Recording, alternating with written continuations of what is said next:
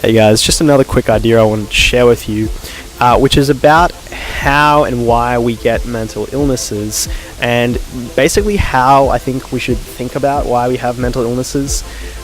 And me, I'm very early on in my career, and I'm only really speaking from my experience with growing up with a family who is very mentally ill, suffering from it myself, and studying it for 4 years. This is just a way I think is really helpful to think about it. And this is based off research, which is when we get mental illness, it's partly due to genetics, and the other part is due to the environment. So there are two forces coming into play that create something like mental illness. So for example, if you have parents who are really, really anxious and they have different mental illnesses, that might give you the genetics that make it more likely for you to develop something like anxiety.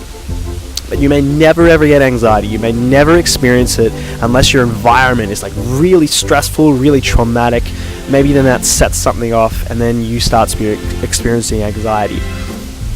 And what I wanted to emphasize is that for people like young people like us who like 20 years old, younger or older, just around that number, you never choose genetics. That's always from your family. You never get a choice in your genetics.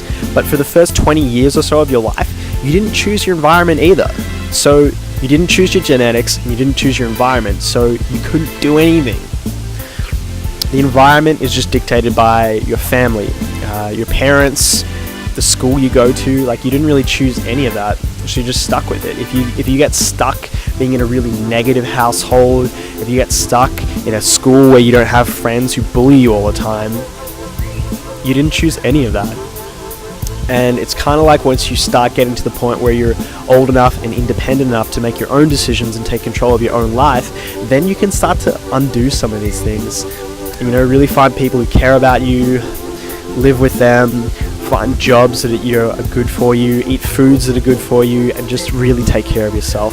But that's something I wanted to share. It's like, you as an individual experiencing mental illness, you really had almost no say in getting it, because you just didn't. You didn't choose your genetics, and you didn't really choose your environment. But you can change your environment once you start becoming more independent and having an effect over that. And this is just something that was really helpful for me, just understanding and thinking that way. Rather than just feeling like all these bad things were happening to me, it really helped me to understand it like that. So hopefully that helps you out as well. This is James from Mind Unlimited. Thank you for watching, and I'll catch you next time.